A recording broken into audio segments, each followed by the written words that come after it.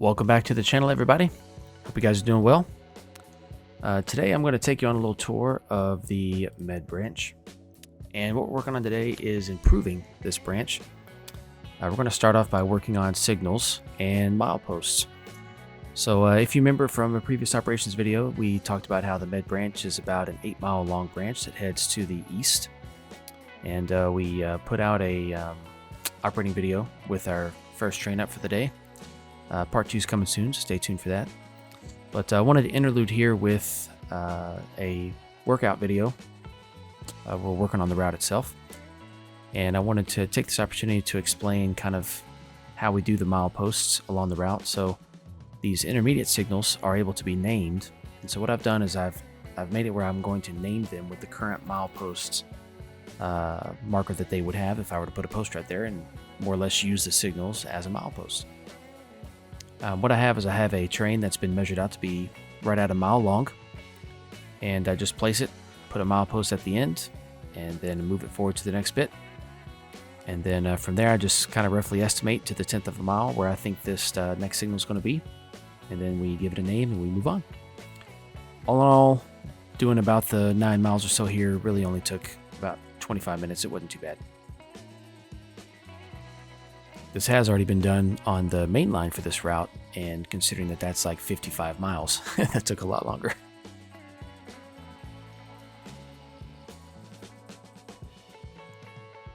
Also going through and adding in some relays, just to, represent all the electrical circuits and everything that goes into a modern signaling system. So one thing about the signaling system on the Meade Branch that is different than the main line. The main line, we have a centralized traffic control, or CTC system. Here on the Meade Branch, we have a automatic permissive block signaling system, which is also called APB. And on this one, more or less, you've got sidings are pretty much considered dark territory. They're not really signaled. Here we don't necessarily have any major sidings on the branch. We just have a couple of small spurs. We definitely don't have a siding long enough to hold a full-length train on it. And that's mostly just because of the way this branch is operated. We only really have 2 freight trains a day, and they never have to pass each other. So it just kind of works out that you don't need any sidings if your trains aren't going to pass. But with an APB system, basically, your dispatcher is going to give you authority to occupy a section of track using either a track warrant or radio, however your railroad's going to operate. In our case, for the Meade Branch, we use track warrants, which I also did simulate in my most recent operations video at the start. Pretty fun. And then from there, the signaling system just serves as a failsafe in case a dispatcher, for whatever reason, accidentally gives 2 trains the right to occupy the same track. Your signaling system serves as a failsafe in order to show red in case they actually occupy each other's space. Which, hopefully that would never happen, but in real railroading, it has occasionally happened, and signaling systems have saved people's lives at times. That's why they have them. If they weren't useful, they wouldn't have them. Other than that, the APB system is pretty straightforward. It just shows occupancy. It does not show authority. So the authority is given by the dispatcher, and the occupancy is given by the signaling system. So here we are, still going through and checking signals, just checking on a few names here, tidying up some of the relay boxes. And here, as we get into the town of Glenthorne, this is 3 or 4 miles up.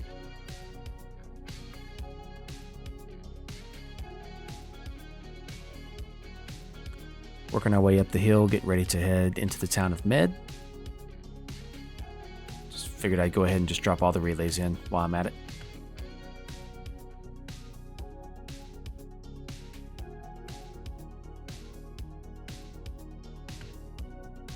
Sometimes you forget how long a mile is when you're doing these things. Putting this mile-long train up here to measure really brings into perspective kind of some of the scenes that I've created on this route.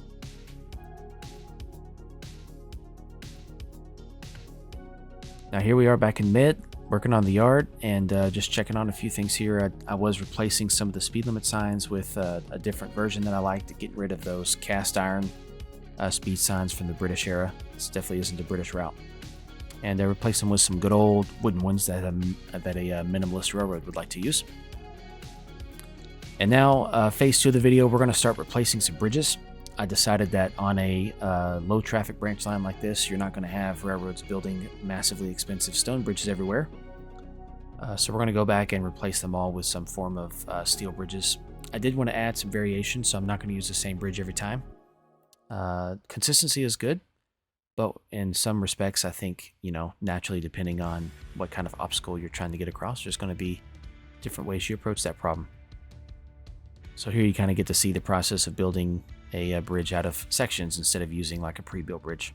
It can be a hassle at times, but I think that with the customability and the freedom to make some changes and use different pieces, I think the end result is always worth the effort. I very rarely use any sort of pre-built complete bridges, only under certain special circumstances. But just, seeing different people's routes and enjoying screenshots people share, one of the hardest things to do in this game is to get these bridge abutments at the end, get those done correctly. It takes a lot of effort. You have to kind of hide a few things from time to time, but just adding those abutments at the end of bridges goes a long way to add some realism. You're just not going to have a steel bridge built into the dirt. A stone one, sure, because it's different, but a steel one, no, you're going to have some sort of concrete abutment or gravel, wood, something to kind of hold it in place. Now, since this span was considerably bigger, decided I'd use this 250-foot span here. It does seem like it's a bit of overkill for the particular situation, but at the same time, I didn't want to put a pier right in the middle of the creek, so this was my most reasonable option in my opinion.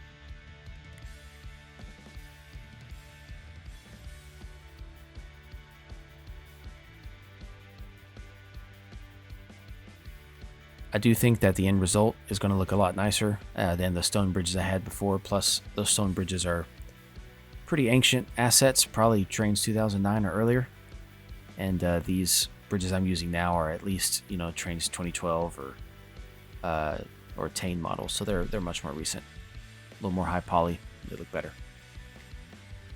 Here I decided I'd use a deck truss with a walkway just because the train would be doing some switching across this river, and I wanted to make sure that the crew members had the opportunity to walk along the bridge in order to facilitate that movement. Obviously, when you're driving a train on here, you're not going to have any actual crew members doing any walking, but just wanted to simulate that concept. At first, I did have a hard time choosing an abutment I liked. There's certain nice, good and bad things about each one, but eventually I settled with this one here just because it had the best looking detail on the edges. I don't really like things that look grainy or low poly when they're up close to the track. I like things that look better when they're close to the track. Now here, unfortunately, I'm going to have to put a pier kind of right through the center of the creek. It's not really what I wanted, but sometimes you just have to do it. You can't always have what you want. I forget who makes that song or who sings it. You can't always get what you want. If I remember, I'll let you know. Probably won't. This is another example of, messing around with piers to get something I like. I ended up not choosing these in the middle just because, one, they were too short. I do really like them, but they're just not long enough, so I ended up cutting the ones out in the middle, replacing them with some bigger piers. But because I liked them so much, I decided to keep them there on the edge. I'll come back and fix that in a minute. Went ahead and got distracted by this bridge. It's another one that I wanted to toss out just because its arches were very asymmetric and kind of thrown together looking, and I didn't think it looked really good.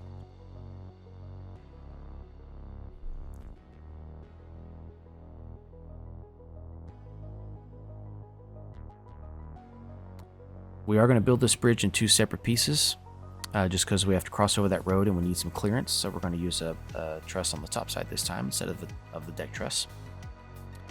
Through truss and deck truss combination does look nice in my opinion. I have another spot on the route where I use this. Much bigger bridge in that case. But this is the town of Glenthorne for those of you guys who are looking forward to getting this route when it comes out for its official release. Glenthorne just has 2 local tracks, not much to do here. Only ever worked by 1 train, but still, a nice little touch. Extremely small community, high up in the hills, far away from civilization. Some people like that kind of living. Alright, and then this is, of course, probably the tallest bridge on the entire route. I definitely didn't think this was worth keeping a viaduct here. I will say, though, honestly, for a branch line, this would be an expensive bridge. If I were the railroad building this route, I sure would hope that there's going to be a lot of money made off this branch, because this is an expensive investment.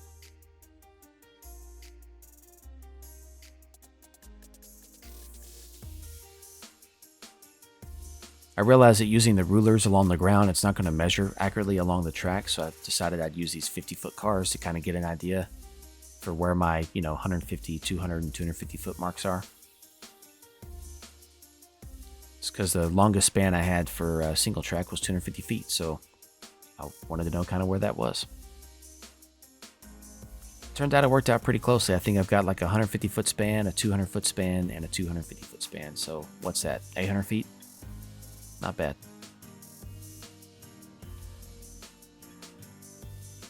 Turns out it was a little high there for the pier, so I had to do some groundwork.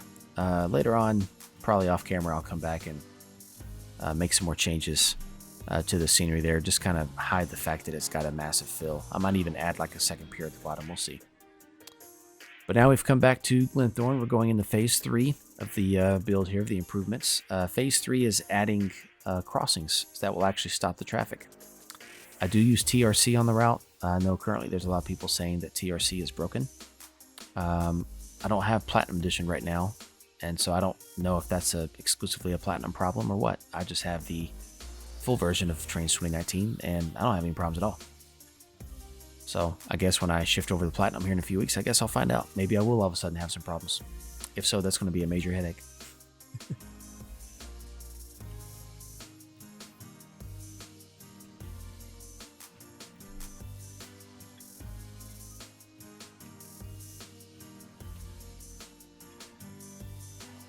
Those little crossing guards there are not necessarily always necessary, but sometimes they do add some value if you have some overlap from either curves or too many tracks or something like that.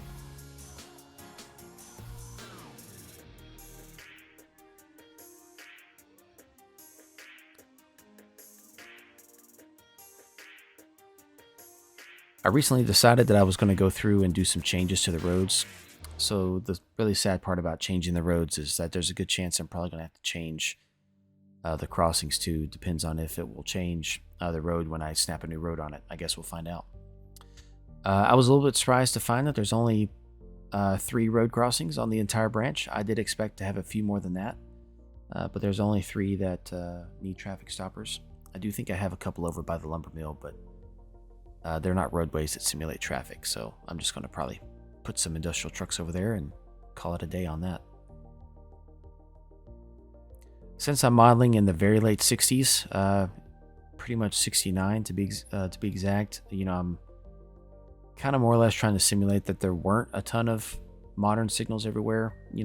At least I did some reading that for the most part, especially on lighter branch lines, they didn't even usually have crossing guards or like the crossing arms all the time. They usually just had the lights, and that was about it. Still a bunch of wigwags.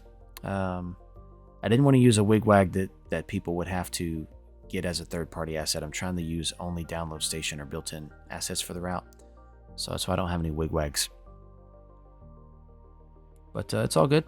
I think they still look nice. I think the crossings are a nice feature of this game, is having actual simulated crossings. All right, you can obviously see that we are building bridges now. I decided that this long section here needed kind of just something to mix it up a bit. It's kind of a long, straight, flat section with nothing much going on. So I decided I would add a little small creek, but that I would make it like a dry creek, so it really only fills up when it rains, and then, stops running after that. I guess they call that a gully or a gulch. I don't know. Not really big on those terms, but I'm still going to call it a creek. I do like these SAP trestle splines off the download station. I think they look really nice. They also kind of have their own abutments at the end, which is helpful.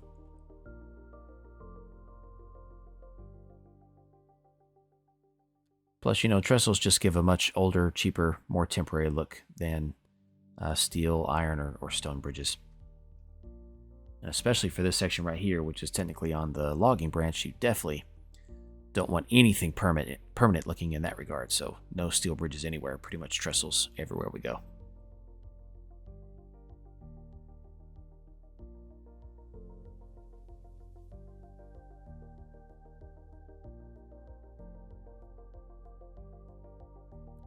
Here I was looking for some guardrails.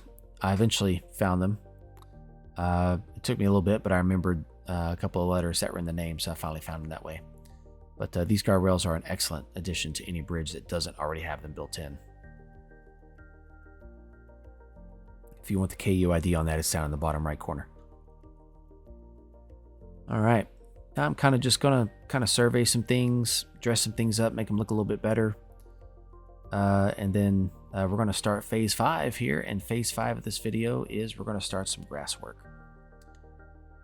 PBR textures are wonderful. I love them. Turfx is also wonderful. I love Turfx, but I had started this route and I was not using Turfx when I started it, and so I had already gotten so far that I decided that I would pass on Turfx this time. So for this route, I'm not going to be using Turfx. I do have another route that's in the works that will be kind of my big focus after this one's done, and that one does use Turfx. You kind of have to mess with the track elevation a bit for Turfx to get some good looks, but I think I really have a nice setup on that other route. But I didn't want to copy the same look here, so instead I got some good grass splines that I like to use. If you've gotten the Meade Branch off the download station, you'll see that I use some of the same splines. I really like these grass splines in combination. I think they just mix up really well. I'm sure you've seen some people's routes with the embankment splines as well. Decided I'd add one of those just to kind of give the illusion of some more changing elevation and just, you know, some variance along the right-of-way. Gets kind of old just to see the exact same thing all the time. Little details like this along the track from time to time just kind of help to break up the monotony. Some people don't like to drive in cab mode, but I really do, and this is especially nice when you're driving in cab mode because it kind of gives you, since your view is much more limited, you know, your small change like this actually matters quite a bit when your view is very narrow.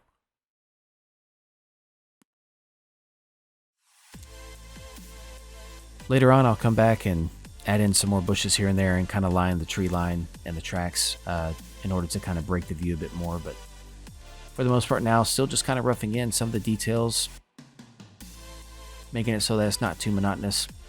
Trying not to be extremely repetitive. Pretty much everywhere you go, it's not somebody's yard or a field with crops. It's going to have wild grass in it. Wild grass is everywhere. The one exception is even though a lot of branch lines have wild grass growing on their tracks, I tried not to really put too much grass on the tracks here. I wanted to kind of keep the tracks mostly clean. Not because they spend a lot of time maintaining it, but more just because they, you know, they get a couple of trains every day. That's just freight trains. There is, I guess, one passenger train each day as well. Next up for us, we've got part 2 coming for the Med Mill run. We're going to show the train coming back down. I can't remember if I filmed that after these changes or not, so I feel like I did. So I feel like you'll see these changes in that video. We'll film that train coming back down the Billary, and then we're going to film the yard cut where we break that train up and get it ready for our next manifest that's going to come through Billary, which is going to be videoed as well. But we're going to start winding down here in a minute, so I just wanted to say thank you again for joining. Hope you guys enjoyed the video. Hope you guys are enjoying being a part of this route and kind of seeing its construction and its fine-tuning. Definitely subscribe, comment, like, share with your friends, and come over here and join our Discord and be a part of the conversation. We've got a lot of people coming in recently, got some new activity going on. It's refreshing. It's good to see people getting excited. So thanks again, and I hope you guys have a great day.